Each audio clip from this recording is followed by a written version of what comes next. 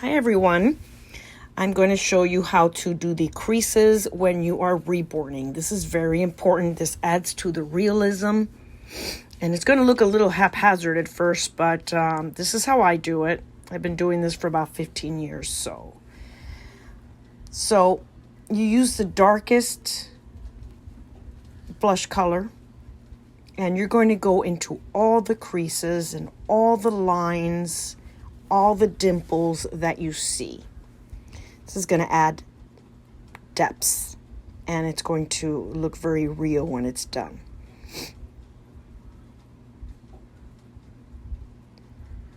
So here I am. I'm going through all the little creases, all the little lines. These feet are very detailed, which is awesome, because you really get to do a lot of shading. Now, the paint I am using is Genesis Heat Set paints. I got these as Seacrest dolls, but they're not open anymore. You can get them at Bountiful Baby also. And so you see that I am wiping, so it stays in the little creases. This will dry and heat a lot lighter. So you will have to go back after you heat it and redo whatever you want to be a little darker. You heat it at 265 degrees Fahrenheit for about 8 minutes. What I like about these paints is that if there's any dust or hair or anything, it will not get stuck onto the paint when it dries, when it's heated. I like that. I use a very soft brush, like a makeup brush, to blend the creases because you don't want any harsh lines.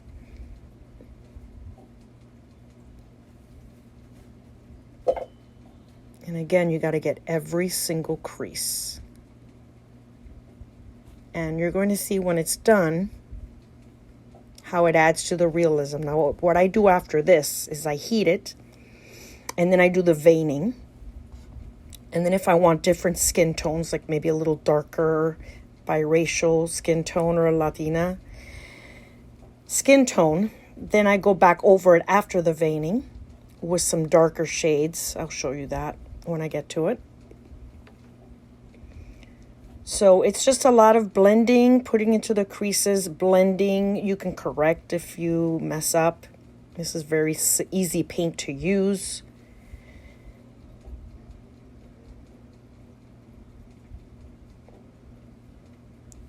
Again, smooth.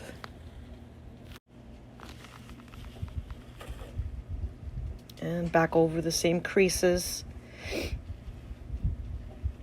And what you do is you layer it little by little to get what you want. This is why reborning takes a while, because I need to heat it and then I need to go back over it if I feel I need to.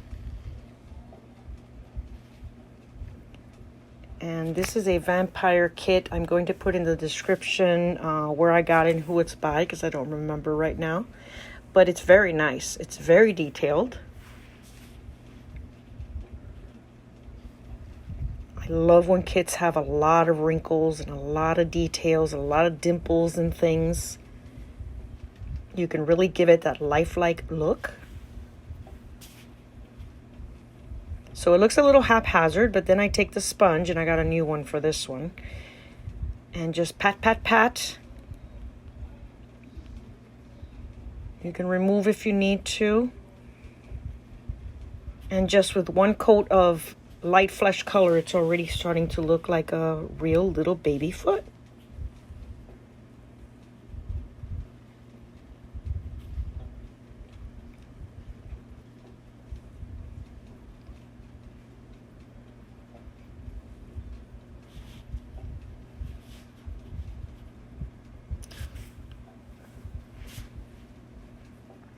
So I first learned to Reborn using the Seacrest beginner DVDs. They're really great. You may still be able to find some online.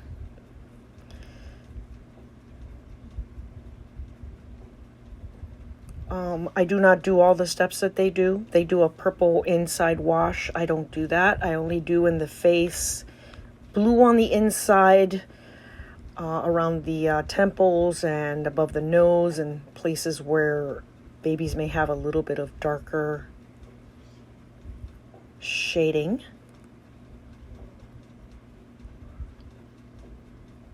So you just do this all over. You see how it's already getting depth? You're already seeing more of the creases that maybe you didn't see before I did this.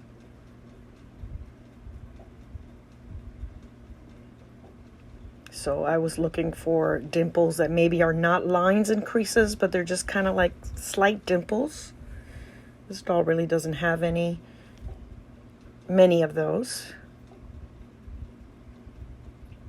And look at that, guys. Look at the difference. Don't forget the little nails. They have to be a tiny bit darker, pinker than the rest of the body. And I also do this in layers.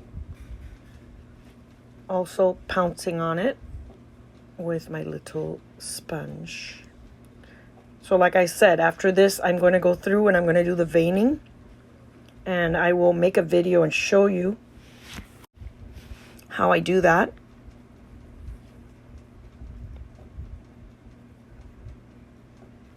Okay, I'm going to speed up the rest for you.